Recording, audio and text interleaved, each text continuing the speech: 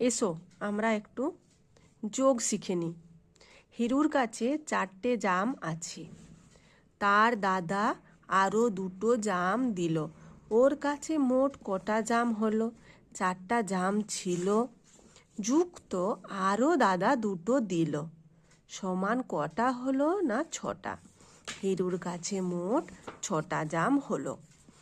মতি বিলে 5টা বক বসে আছে, আরও 2টো উড়ে এসে বসলো। এখন বিলে কটা বক হলো? 5টা ছিল, যুক্ত 2টো এসে বসলো, মানে বাড়ছে, তার জন্য যোগ হচ্ছে 5 যুক্ত 2 সমান 7। বিলে এখন 7টা বক হলো। ঘাসের ওপর 8টা ফড়িং বসে আছে, সেখানে আরও 5টা ফড়িং এসে বসলো। মোট কটা ফড়িং হলো? 8টা ছিল, 5টা এসে বসলো। 8 যুক্ত 5 সমান 13, মোট 13টা ফড়িং হলো। তুমি মেলায় যাবে, তাই বাবা তোমাকে 8 টাকা দিল, মা আরও 7 টাকা দিল, তোমার কাছে কত টাকা হলো? 8 যুক্ত 7 সমান 15, আমার কাছে 15 টাকা হলো।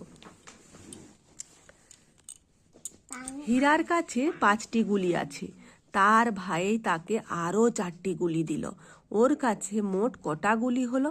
5টা ছিল, আরও 4টে দিল, সমান 9টা। হীরার কাছে মোট 9টা গুলি হলো। কাজলের জালে 7টা মাছ উঠল, কাজল আবার জাল ফেললো, এবার 9টা মাছ উঠল। কাজল মোট কটা মাছ পেল? 7 যুক্ত 9 সমান 16, কাজল এখন 16টা মাছ পেল। আসিফকে তার চাচা 4টে লিচু দিল, ফুফু আরও 6টা লিচু দিল। আসিফের মোট কটা লিচু হলো? 4 যুক্ত 6 সমান 10, মোট 10টা লিচু হলো। মিমির কাছে 8টা গুলি আছে, সে দোকান থেকে আরও 9টা গুলি কিনল। মিমির কাছে কটা গুলি হলো? 8 যুক্ত 9 সমান 17, মিমির কাছে 17টি গুলি হলো। এবার আমি একটা দেখাই কেমন করে গিট গুনবে। এই যে 4, 4 যুক্ত 2 4, 5 6 সমান 6। এই যে আরেকটা দেখাই 5 যুক্ত 2 5 6 7, এই যে 2-এর ঘর গেলাম, সমান 7। এই যে 8 যুক্ত 5 8 আছে, 9 10 11 12 13, 5 ঘর গেলাম।